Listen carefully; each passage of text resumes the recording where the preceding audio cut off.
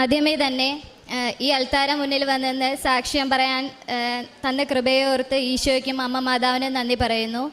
ഞാനിവിടെ ആദ്യമായിട്ട് വന്ന് ഉടമ്പടി എടുക്കുന്നത് 2022 നവംബറിലാണ്. എൻ്റെ പേര് പ്രീതി, ഇതെൻ്റെ ഹസ്ബൻഡ് ജൂഡ്. ഞങ്ങൾ തിരുവനന്തപുരത്ത് നിന്ന് വരുന്നു. ഞാൻ ആദ്യമായി ഉടമ്പടി എടുക്കുന്നത് 2022 നവംബറിലാണ്. ഉടമ്പടി എടുക്കാനുണ്ടായ സാഹചര്യം എന്ന് പറയുന്നത്, എനിക്ക് നടുവേദന വന്നിരുന്നു. അത് വന്നത് ഒരു 2020-ലാണ്. ആദ്യം ചെറിയൊരു നടുവേദനയായിട്ടാണ് വന്നത്. അപ്പോൾ പല ഹോസ്പിറ്റലുകളിലും പോയി. അവർ നോക്കിയിട്ട് വേറെ പ്രത്യേകിച്ച് കുഴപ്പമൊന്നുമില്ല എന്ന് പറഞ്ഞ് മെഡിസിൻ തരും. എനിക്ക് യാതൊരുവിധ മാറ്റം ഉണ്ടായില്ല. അങ്ങനെ പോകെ പോകെ നടുവേദന നല്ല കൂടി, നിവർന്ന് കിടന്നിട്ട് എഴിക്കാനൊക്കെ നല്ല ബുദ്ധിമുട്ടായി. അങ്ങനെ ഇരിക്കുമ്പോഴാണ് ഞാൻ കൃപാസനത്തിൻ്റെ യൂട്യൂബ് ചാനൽ കാണുന്നത്. അപ്പോൾ എനിക്ക് ഇങ്ങോട്ട് വരണമെന്നുണ്ടായിരുന്നു. എങ്കിലും എൻ്റെ മനസ്സിൽ തോന്നും, ഇവിടെയൊക്കെ ചർച്ച ഉണ്ടല്ലോ, മാതാവിൻ്റെ പള്ളികളുണ്ടല്ലോ, നമ്മൾ എന്തിനാ അവിടെ പോയി പ്രാർത്ഥിക്കണം എന്നൊരു ചിന്തയുണ്ടായിരുന്നു. പിന്നെ ഒന്നാമത്തെ കാര്യം, ഇവിടെ വന്ന് ഇനി സാക്ഷ്യം പറയണമല്ലോ, അങ്ങനെ ഇവിടെ വരണ്ട, അല്ലാതെ ഇവിടുത്തെ ചർച്ചിൽ തന്നെ പോയി പ്രാർത്ഥിക്കാം എന്നൊരു ചിന്തയുണ്ടായിരുന്നു. എന്നിട്ടും നടുവേദന കൂടിക്കൂടി വന്നപ്പോൾ ലാസ്റ്റ് ഒരു ബോണിൻ്റെ സ്പെഷ്യലിസ്റ്റായ ഒരു ഹോസ്പിറ്റലിൽ പോയി. അവിടെ പോയി MRI എടുത്തു. അവിടെ നിന്ന് എനിക്ക് യാതൊരു കുഴപ്പമില്ല എന്ന് അവർ പറഞ്ഞു. എന്നിട്ട് അവിടെ നിന്ന് ടാബ്ലറ്റ് വന്നു. ആ ടാബ്ലറ്റ് എന്ന് പറയുന്നത് നമുക്ക് എന്ത് വേദന ഉണ്ടെങ്കിലും മാറുന്നതാണ്. പക്ഷേ അതിൻ്റെ ഒരു ടാബ്ലറ്റ് കഴിച്ചപ്പോൾ എനിക്ക് യാതൊരുവിധ മാറ്റവും ഇല്ല. അന്ന് ഞാൻ അവിടെ ആ ഹോസ്പിറ്റലിൽ പോകുന്നതിന് മുന്നേ തന്നെ വിചാരിച്ചു, ഇവിടെയും കൂടെ അവസാനമായിട്ട് പോയിട്ട് മാറിയില്ല എങ്കിൽ എനിക്ക് തീർച്ചയായും മാതാവ് എന്നെ ഇങ്ങോട്ട് വിളിക്കുന്നതാവും, ഇവിടെ വന്ന് പ്രാർത്ഥിക്കാൻ വേണ്ടി ആയിരിക്കും മാതാവ് വിളിക്കുന്നതെന്ന് തീരുമാനിച്ചു. ഇതൊക്കെ ഞാൻ എൻ്റെ മനസ്സിലാണ് വിചാരിച്ചത്. ഒരു ടാബ്ലറ്റ് കഴിച്ചിട്ട് ഞാൻ മാറ്റി വെച്ചു. അവർ തന്നെ പറഞ്ഞു, എനിക്ക് യാതൊരുവിധ പ്രശ്നവും നോക്കിയിട്ട് കാണുന്നില്ല, ഈ ടാബ്ലറ്റ് കഴിച്ച് നോക്കുന്നത്. അതുകൊണ്ട് പിന്നെ ഞാൻ ഒരു ടാബ്ലറ്റ് കഴിച്ച് മാറ്റം വരാത്തതുകൊണ്ട് പിന്നെ കഴിച്ചില്ല. എന്നിട്ട് ഞാൻ ഇങ്ങോട്ട് വരാൻ വേണ്ടി മനസ്സിലെല്ലാം തീരുമാനിച്ചപ്പോൾ അമ്മ ഇങ്ങോട്ട് വന്ന് പറയുന്നു, നമുക്ക് എന്നാലും ഒന്ന് കൃപാസനത്തിൽ പോയി നോക്കാമെന്ന്. ഞാൻ വീട്ടിൽ ആരെടുത്തും കൃപാസനത്തിൽ വരുന്നതിനെ പറ്റി ഒന്നും ചർച്ച ചെയ്തില്ല. അപ്പോൾ എനിക്ക് എന്തായാലും ഒരു നിമിത്തമായിട്ട് തോന്നി. അങ്ങനെ ഇവിടെ വന്ന് ആദ്യമായിട്ട് ഉടമ്പടി എടുത്ത് ഞാൻ ആ നിയോഗത്തിൻ്റെ കൂടെ തന്നെ എൻ്റെ പപ്പയുടെ വർഷങ്ങളായിട്ടുള്ള നടുവേദന വെച്ചിട്ടുണ്ടായിരുന്നു. പിന്നെ എൻ്റെ തലവേദന നിയോഗം വെച്ചിരുന്നു. ഇത് രണ്ടും മാറിക്കിട്ടി. പിന്നെ എൻ്റെ നടുവേദന അങ്ങനെ തന്നെ ഉണ്ടായിരുന്നു. പക്ഷേ എല്ലാ ദിവസവും വൈകുന്നേരവും രാവിലെയും ഈ ഉടമ്പടി തൈലം പൂശി പ്രാർത്ഥിക്കുമ്പോൾ എനിക്കൊരു പ്രത്യേക തണുപ്പിൻ്റെ ഒരു ഫീലിങ്സ് ഉണ്ടാവാറുണ്ടായിരുന്നു. അപ്പോൾ എനിക്ക് എന്തായാലും മനസ്സിലായി, ഇന്നല്ലെങ്കിൽ നാളെ മാതാവ് എന്തായാലും എനിക്കിത് മാറ്റിത്തരും എന്നൊരു കോൺഫിഡൻസ് ഉണ്ടായിരുന്നു. പിന്നെ നടുവേദന മാറാനായിട്ട് വീണ്ടും ഞാൻ ഓരോ ഉടമ്പടിയിൽ വെച്ചുകൊണ്ടിരുന്നു. എന്നിട്ട് ഞാൻ വിശ്വാസം കൈവിട്ടില്ല. എനിക്ക് എന്തായാലും മാതാവ് മാറ്റിത്തരും എന്നുള്ളൊരു ബോധ്യം ഉണ്ടായിരുന്നു.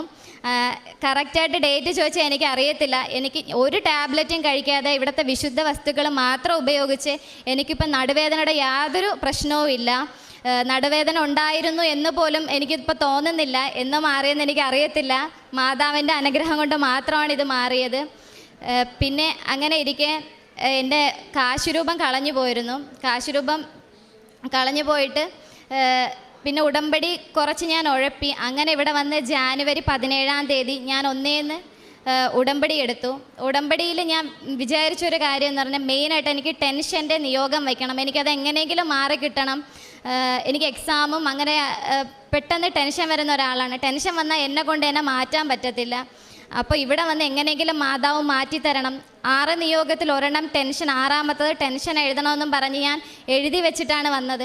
ഇവിടെ വന്ന് 5 നിയോഗം എഴുതിയപ്പോൾ എനിക്ക് 6ാമത്തെ എഴുതാൻ പറ്റുന്നില്ല. ഞാൻ ഇതെന്ത് പറ്റി, എനിക്ക് എഴുതാൻ പറ്റുന്നില്ലല്ലോ എന്ന് എങ്ങനെ ഇരുന്ന് പ്രാർത്ഥിച്ചുകൊണ്ടിരുന്നപ്പം അതുവരെ വിചാരിക്കാത്തൊരു കാര്യമാണ് മാരേജിനെ പറ്റി. മാതാവ് എൻ്റെ അടുത്ത് ഉള്ളിൽ ഇങ്ങനെ പറയുന്നുണ്ട്, വിവാഹം എഴുതൂ, ടെൻഷൻ ഞാൻ മാറ്റി തരാമെന്ന്. ഞാൻ അങ്ങനെ വീണ്ടും പ്രാർത്ഥിച്ചു. അങ്ങനെ 6ാമത്തെ നിയോഗം മാരേജിനെ പറ്റി, മാരേജ് എഴുതി. ടെൻഷൻ അന്ന് ഞാൻ ഇവിടെ ഇരുന്ന് പ്രാർത്ഥിച്ചതാണ്. അതിനുശേഷം എനിക്ക് ഇന്നേ വരെ ടെൻഷൻ ഉണ്ടായിട്ടില്ല. പിന്നെ മാരേജിൻ്റെ കാര്യം ഇവിടെ ഇരുന്ന് 6ാമത്തെ നിയോഗം എഴുതി പ്രാർത്ഥിക്കുമ്പോൾ ഞാൻ മാതാവിൻ്റെ അടുത്ത് പറഞ്ഞു, മാതാവേ, ഇവിടെ വന്ന് ഉടമ്പടി എടുത്ത ഒരാളിനെ തന്നെ ആയിരിക്കണേ നീ തരേണ്ടത്. പിന്നെ കല്യാണം കഴിക്കാൻ പോകുന്ന വ്യക്തി മാതാവുമായിട്ടും ഏറ്റവും കൂടുതൽ ചേർന്ന് നിൽക്കുന്ന ഒരു വ്യക്തി തന്നെ ആയിരിക്കണമെന്ന് പ്രാർത്ഥിച്ചു. ആ ജനുവരിയിൽ തന്നെ എനിക്കൊരാലോചന വന്നു. സാധാരണ വീട്ടിൽ അങ്ങനെ മാരേജ് നോക്കിയിരുന്നതല്ല, പക്ഷേ എന്തോ മാതാവിൻ്റെ പ്രസൻസ് എല്ലാവർക്കും ഫീൽ ചെയ്തു. അങ്ങനെ നമ്മൾ അന്വേഷിച്ചപ്പോൾ ഹസ്ബൻഡിൻ്റെ വീട്ടുകാരും പള്ളിയായിട്ട് ഒരുപാട് ചേർന്ന് നിൽക്കുന്നവരാണ്. ഹസ്ബൻഡിൻ്റെ ബ്രദർ അച്ചമ്പട്ടത്തിന് പഠിക്കുകയാണ്. അപ്പോൾ എല്ലാം കൂടെ നോക്കിയപ്പം ചിലപ്പോൾ ഇത് മാതാവിൻ്റെ ഉടമ്പടിയിൽ വെച്ചതല്ലേ, ഇനി മാതാവായിട്ട് കൊണ്ടുവന്നതാണോ എന്ന് വിചാരിച്ച് എല്ലാം അന്വേഷിച്ച് വിവാഹാലോചന മുന്നോട്ട് പോയി. പെണ്ണാണൽ ചടങ്ങ് കഴിഞ്ഞ് ഇദ്ദേഹം ഇറങ്ങിയപ്പോൾ പുറത്ത് പോയി ചെരുപ്പിടാൻ കുനിഞ്ഞപ്പോൾ ഇവിടുന്ന് ഉടമ്പടി കാശുരൂപ നേരെ മാലയിൽ നിന്ന് കഴുത്തിങ്ങ് പുറത്തോട്ട് വരുന്നു. അപ്പം വിചാരിച്ച് അപ്പോഴാണ് ഞങ്ങൾ കാണുന്നത് ഇദ്ദേഹം ഉടമ്പടി എടുത്ത ആളാണെന്ന്. അങ്ങനെ പിന്നെ എല്ലാവർക്കും ഭയങ്കര സന്തോഷമായി. പിന്നെ എന്തായാലും മാതാവിൻ്റെ അടുത്ത് പ്രാർത്ഥിച്ചതുപോലെ തന്നെ നല്ലൊരു ഫാമിലിയിലാണ് എനിക്ക് ചെന്നെത്തിപ്പെടാൻ സാധിച്ചത്. അമ്മയും പപ്പയും ബ്രദറും ഹസ്ബൻഡും എല്ലാവരും ഈശോയും മാതാവുമായിട്ട് അത്രയും ചേർന്ന് നിൽക്കുന്ന വ്യക്തികളാണ്. നല്ല സമാധാനവും സന്തോഷമുള്ള ഒരു ഭവനമാണ്. അതിന് ഞാൻ മാതാവിന് പ്രത്യേകിച്ച് നന്ദി പറയുന്നു. പിന്നെ മാതാവിൻ്റെ സുഗന്ധാഭിഷേകം എനിക്ക് ഒരിക്കൽ ഉണ്ടായി. ഒരു ദിവസം 7 മണിയായിട്ട് ഞാൻ അങ്ങനെ പ്രാർത്ഥിക്കാൻ പോകാതെ കുറച്ച് മടി പിടിച്ചിരിക്കുകയായിരുന്നു. ഇങ്ങനെ മാതാവിൻ്റെ തൈലം ഉപയോഗിച്ച് പ്രാർത്ഥിക്കുമ്പോൾ ഉണ്ടാവുന്ന ആ ഒരു തണുപ്പ് ഞാൻ മടി പിടിച്ചിരുന്നപ്പോൾ എനിക്കുണ്ടായി. ഇതെന്ത് പറ്റി ഇങ്ങനെ ഞാൻ സാധാരണ പ്രാർത്ഥിക്കുമ്പോഴാണല്ലോ വരുന്നതെന്ന് വിചാരിച്ച് നേരെ ക്ലോക്കിലോട്ട് നോക്കിയപ്പോൾ കറക്റ്റ് 7 മണി പ്രാർത്ഥിക്കാൻ സമയമായി, ഉടമ്പടി പ്രാർത്ഥന പറയാൻ വേണ്ട സമയമായി. അങ്ങനെ ഞാൻ നേരെ മാതാവ് ഇത്രയും എന്നെ സ്നേഹിക്കുന്നുണ്ടോ എന്ന് പറഞ്ഞ് ഓടിപ്പോയി ഫോട്ടോ എടുത്തൊരു ഉമ്മ കൊടുക്കാൻ വേണ്ടി എടുത്തപ്പോൾ അതിൽ നിന്ന് കറക്റ്റ് റോസാപ്പൂവിൻ്റെ സുഗന്ധാഭിഷേകം. എനിക്ക് എന്ത് ചെയ്യണമെന്ന് അറിയത്തില്ല. ഞാനെന്ന് വെച്ചാൽ അത്രയും ഭയങ്കരമായിട്ട് പ്രാർത്ഥിക്കുന്ന ഒരാളൊന്നുമല്ല.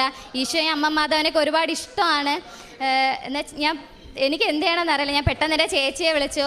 ചേച്ചി വന്ന് നോക്കി, അതിലുണ്ടായിരുന്നു ഒരു 2-3 മിനിറ്റ് നേരം അതിൽ മാതാവിൻ്റെ നല്ല റോസാപ്പൂവിൻ്റെ ഒരു മണം ഞങ്ങൾക്ക് കിട്ടി. അതേപോലത്തെ 2 ഫോട്ടോ ഉണ്ടായിരുന്നു. ഒന്ന് എൻ്റെ റൂമിൽ വെച്ച് പ്രാർത്ഥിക്കുന്നതും ഒന്ന് ഹാളിൽ വെച്ച് പ്രാർത്ഥിക്കുന്നതും സെയിം ഫോട്ടോയാണ്. മറ്റേ ഫോട്ടോയിൽ പോയി നോക്കി യാതൊരുവിധ മണവും ഇല്ല. അപ്പോൾ എനിക്ക് മനസ്സിലായി കറക്റ്റ് ഈ ഫോട്ടോയിൽ മാതാവ് ഞങ്ങൾക്ക് സുഗന്ധാഭിഷേകം തന്നതാണെന്ന് മനസ്സിലായി. പിന്നെ ഇവിടുത്തെ ഉടമ്പടിയിൽ നിയോഗം വച്ചിരുന്നതാണ് എൻ്റെ കേട്ടറ്റ് എക്സാം. ഞാൻ ഡിഗ്രിക്ക് ഹിന്ദി ആയിരുന്നു. അത് കഴിഞ്ഞിട്ട് ഞാൻ HDC കഴിഞ്ഞു. എന്നിട്ട് ഡിഗ്രി കഴിഞ്ഞിട്ട് 3 വർഷമായി.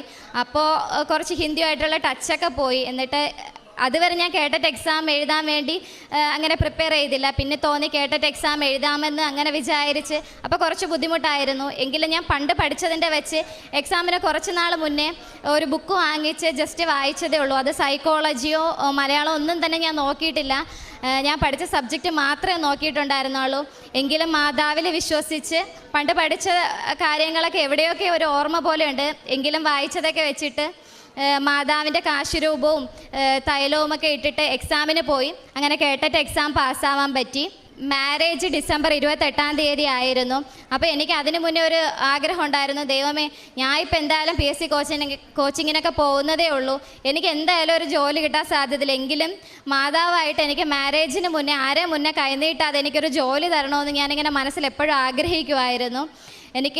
ഞാൻ ഓൺലൈൻ ക്ലാസ്സാണ് എടുത്തിരുന്നത്. ഒക്ടോബർ ആയപ്പോൾ ഞാൻ പഠിക്കുന്ന അതേ കോച്ചിങ് സെൻറ്ററിൽ റിസർച്ച് അസിസ്റ്റൻ്റായിട്ട് എനിക്ക് ജോലി കിട്ടി. അപ്പോൾ എനിക്ക് അവിടെ ഓഫ്ലൈൻ ക്ലാസ്സിനും അറ്റൻഡ് ചെയ്യാൻ പറ്റുന്നുണ്ട്, അവിടെ തന്നെ വർക്ക് ചെയ്യാനും പറ്റുന്നുണ്ട്. അതൊരു മാതാവ് തന്ന വലിയ കൃപയ്ക്കായി നന്ദി പറയുന്നു.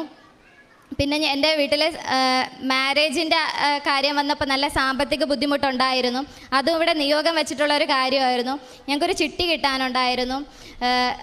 ഒക്ടോബർ വരെ ഞങ്ങൾക്ക് കിട്ടിയിട്ടുണ്ടായിരുന്നില്ല. ഞങ്ങൾ ഒക്ടോബറിലാണ് ഇവിടെ വന്ന് ഉടമ്പടി പുതുക്കിയപ്പോൾ നിയോഗം വെച്ചിട്ടുണ്ടായിരുന്നു.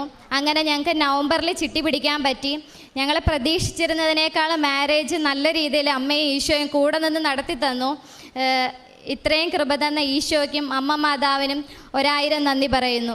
പിന്നെ പ്രേക്ഷിത പ്രവർത്തനമൊക്കെ ചെയ്തു. അതെങ്ങനെയാണെന്ന് വെച്ചാൽ ഞാൻ മാതാവിനോട് അതും വിഷമം പറഞ്ഞിരുന്നു. ഞാൻ ഒറ്റയ്ക്ക് എനിക്കൊന്നും ചെയ്യാൻ പറ്റുന്നില്ല മാതാവേ എന്ന് ഞാൻ അങ്ങനെ പറഞ്ഞിരുന്നു. അപ്പോൾ കുറച്ച് നാൾ കഴിഞ്ഞപ്പോൾ എൻ്റെ സെയിം ഏജിലുള്ള എൻ്റെ ചർച്ചിലെ കുട്ടികൾ തന്നെ ഇവിടെ വന്ന് എൻ്റെ കൂടെ വന്ന് ഉടമ്പടി എടുത്ത് ഞങ്ങൾക്ക് അങ്ങനെ ഒരുമിച്ച് പോയി പ്രേക്ഷിത പ്രവർത്തനങ്ങളും പത്രം കൊടുക്കാനും കാരുണ്യ പ്രവൃത്തിയൊക്കെ ചെയ്യാൻ സാധിച്ചു.